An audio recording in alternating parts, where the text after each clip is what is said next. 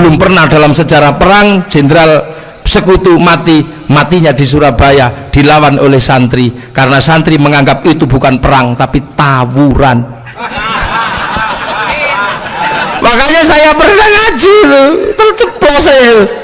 Jadi saya dapat cerita dari kakek-kakek saya, itu dapat cerita kalau waktu perang Surabaya itu sering dimarahi. Kenapa? Panglima mudanya namanya Gus Kholik. Gus Kholik itu ngatur strategi perang. Begini. Nanti dihadang jam sekian. Tapi santri itu baru jam 7 sudah dihadang. Gus Kholik marah, kamu jangan hadang jam 7. Nanti hadangnya habis duhur. Nggak apa-apa Gus, kita akan kebal, nggak bahan peluru. Pimpin Kiai Abbas dari Buntet. Terus kalau ketemu Belanda bedil, diambil bedilnya. Wong santri di bedil nggak apa-apa. Diambil bedilnya, terus bedilnya dikeprokkan kepada Belanda. Gus Kholik marah, kita juga butuh bedil, ambil bedilnya. Besoknya kemudian setiap ketemu Belanda, Belandanya dibunuh, bedilnya diambil. Sudah itu serahkan sama Gus Kholik, nih Gus, bedilnya Belanda.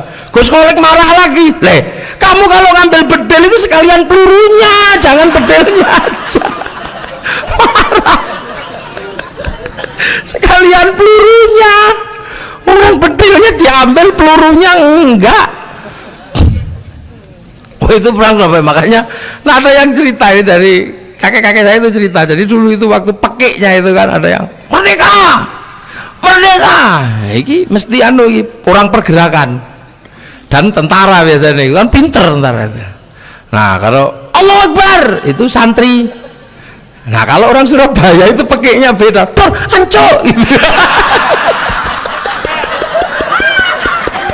Itu orang Surabaya.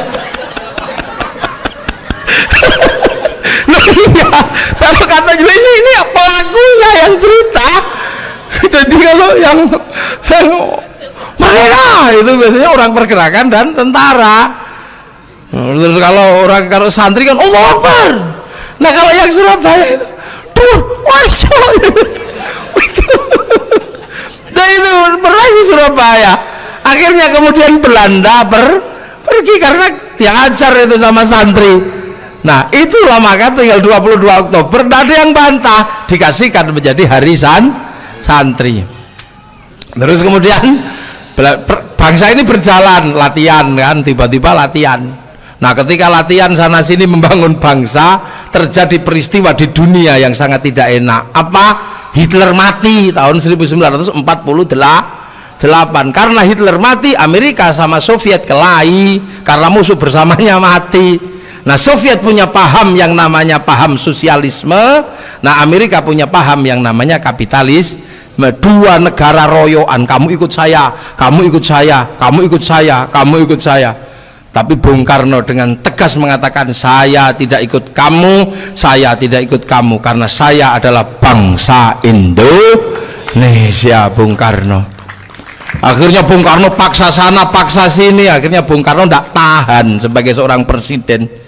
Pidato di sidang tahunan PBB tahun 1960, dan di situ kelihatan betapa Bung Karno seorang santri sejati dari didikan Kiai Hasyim Asy'ari. Kenapa? Membuka pidato dengan ayat Quran.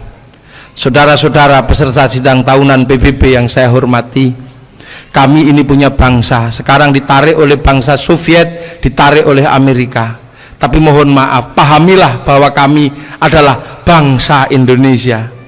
Kami diatur oleh Tuhan kami, bahwa kami sudah dari awal dijelaskan, ya ayuhan nas inna khalaqnakum min dzakari wa unsa wa ja'alnakum syu'uban wa qabaila lita'arafu inna akramakum indallahi atqakum. Itu ada di sidang tahunan PBB. Kami mohon maaf tidak bisa mengikuti Soviet, tidak bisa mengikuti Amerika. Kami punya corak bangsa kami sendiri. Dan hari ini kami tidak lagi percaya sama Soviet, tidak lagi percaya sama Amerika. Amerika dan Soviet berperang, melibatkan perang di negara-negara kecil. Berarti negara yang melibatkan perang dan berebut, bagi kami negara itu kurang baik. Artinya negara yang tidak baik, berarti falsafah negaranya kurang baik. Berarti manifesto komunisnya Soviet tidak baik, dan Declaration of Independence-nya Amerika juga tidak baik. Kalau kalian mau rukun, contohlah negeri kami.